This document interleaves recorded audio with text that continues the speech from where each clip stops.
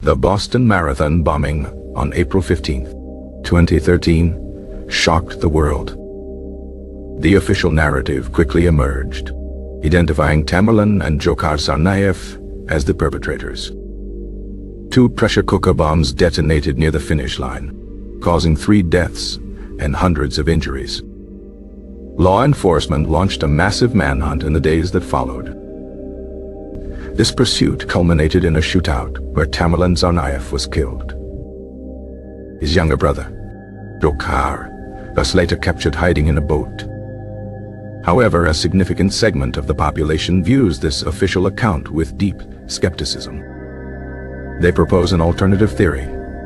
The Boston Marathon bombing was a false flag operation. This theory suggests the event was orchestrated by elements within the government. The purpose, they argue, was to manipulate public opinion. It aimed to justify increased surveillance measures. It also sought to promote specific political agendas. Proponents of the false flag theory point to several alleged inconsistencies. They question the speed with which the Tsarnaev brothers were identified. They highlight the presence of suspicious individuals at the scene. These individuals were often described as private contractors or government agents. They wore distinctive hats and carried backpacks. These backpacks were similar to those used in the bombings. One central claim revolves around the concept of crisis actors. These are individuals allegedly hired to portray victims or witnesses. Their role is to create a convincing illusion of a real tragedy. Critics of the official story often cite the behavior of certain individuals. They claim these individuals appeared too calm or too quickly recovered from severe injuries. They argue he was part of a staged event. They point to the immediate medical attention he received. They also note the seemingly pre-arranged nature of the scene. Another point of contention is the alleged foreknowledge of the event. Some theorists claim that government agencies were aware of a potential attack. They suggest these agencies allowed it to happen. This was supposedly to achieve broader objectives. The FBI had previously interviewed Tamerlan Tsarnaev. This fact is often cited as evidence of prior knowledge. Why, they ask, was he not more closely monitored? Why was he allowed to carry out such an attack?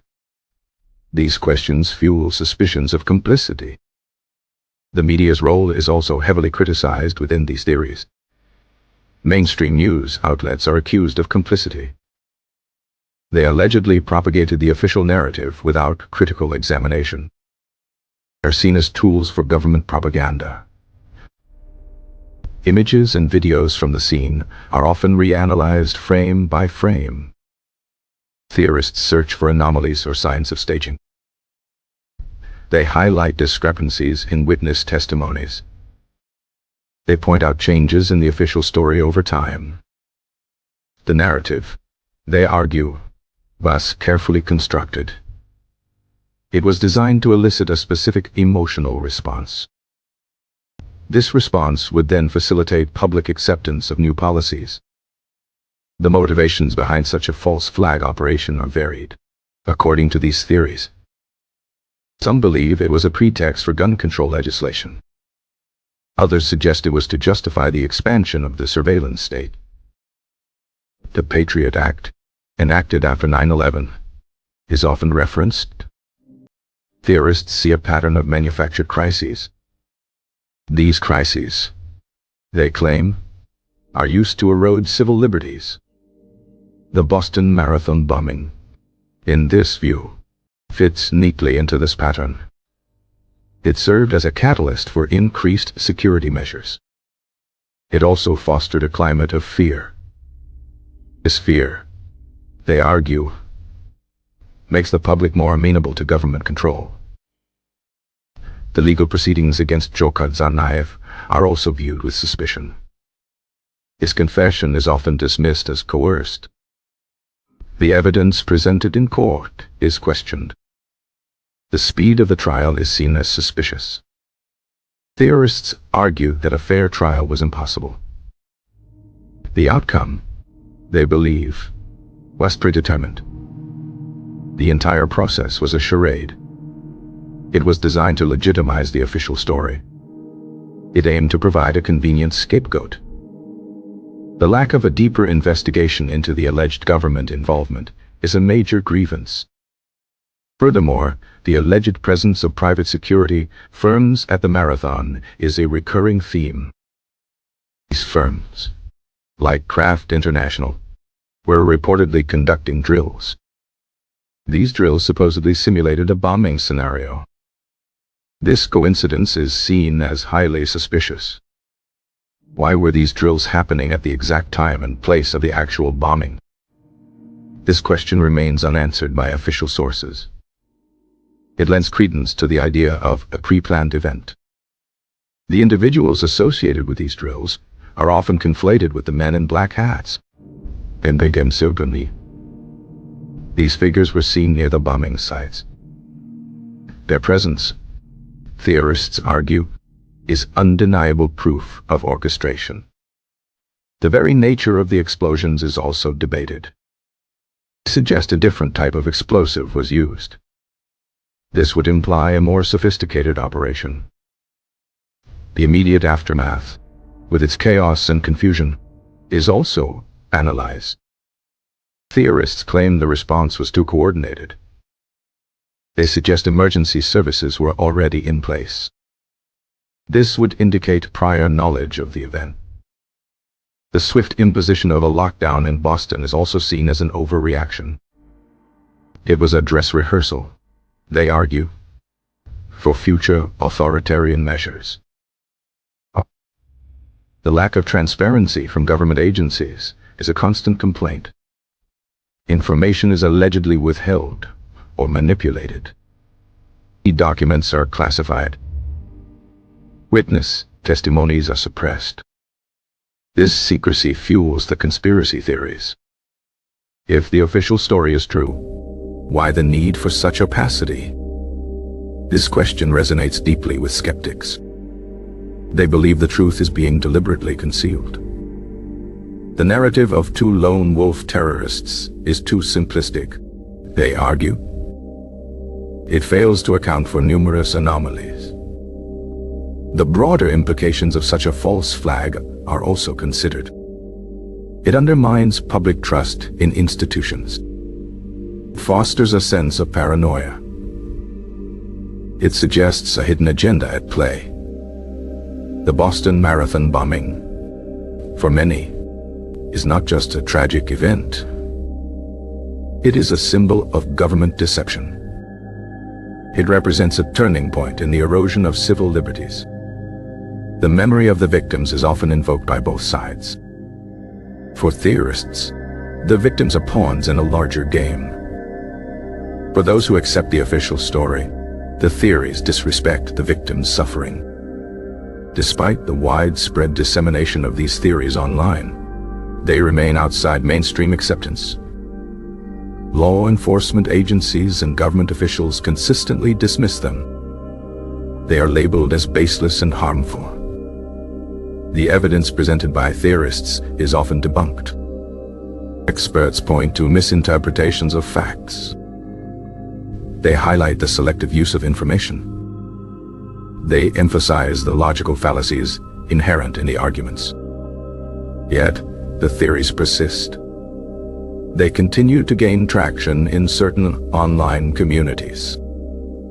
The Boston Marathon bombing, therefore, serves as a case study. It illustrates the enduring power of conspiracy narratives. It shows how tragic events can be reinterpreted.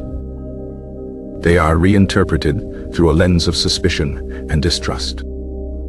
The search for deeper meaning, for hidden truths, continues.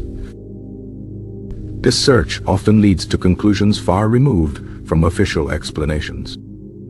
The debate over what truly happened on that fateful day in 2013 remains unresolved for many. The scars of the bombing are not just physical. They are also psychological, affecting the collective consciousness. The questions linger. unanswered to the satisfaction of all. The official narrative, while legally established, faces persistent challenges. The alternative explanations, though lacking official validation, resonate with a significant number of people. The event continues to be a subject of intense scrutiny and speculation. The memory of the day is etched in history. The interpretations of that history continue to diverge. The pursuit of truth, however elusive, drives these ongoing discussions. The bombing's legacy extends beyond the immediate tragedy. It includes a complex web of theories and counter-theories. The year 2013 will forever be associated with this pivotal event. The city of Boston endured a profound trauma. The nation grappled with the implications. The world watched in disbelief. The aftermath unfolded with dramatic intensity. The capture of Dzhokhar Tsarnaev brought a sense of closure for many. For others, it only deepened the mystery. The official report detailed the investigation. It laid out the evidence against the brothers. It concluded their guilt beyond a reasonable doubt. But for the skeptics, the doubts remain. They scrutinize every detail. They question every assertion. Seek alternative explanations for every piece of evidence. The narrative of a false flag operation offers a comprehensive, albeit controversial, framework. It connects disparate elements into a cohesive, if unsettling, whole. The theory posits a deliberate manipulation of events. It suggests a hidden hand guiding the tragedy. The implications are profound, challenging fundamental assumptions about government and media. The debate is not merely academic. It touches upon trust, power, and the nature of reality itself. The Boston Marathon bombing, in this context, becomes more than a crime. It becomes a symbol of a deeper struggle for truth. The events of April 2013 continue to be a source of fascination and contention. The official story stands firm in the eyes of the law. Yet, the alternative narratives continue to circulate. They offer a different lens through which to view the tragedy. Search for answers persists. The questions about who truly benefited from the event are central to the conspiracy. The idea of a staged event, while shocking, provides a framework for some. It allows them to reconcile perceived inconsistencies. The official account, they argue, leaves too many questions unanswered. The conspiracy theory attempts to fill these gaps. It offers a counter-narrative to the accepted truth. The Boston Marathon bombing remains a deeply divisive topic. Its legacy is complex and multifaceted. The year 2013 marked a moment of national crisis. The response to that crisis continues to be debated. The theories surrounding it reflect a broader distrust. This distrust is directed towards authority and established narratives. The bombing's impact reverberates to this day.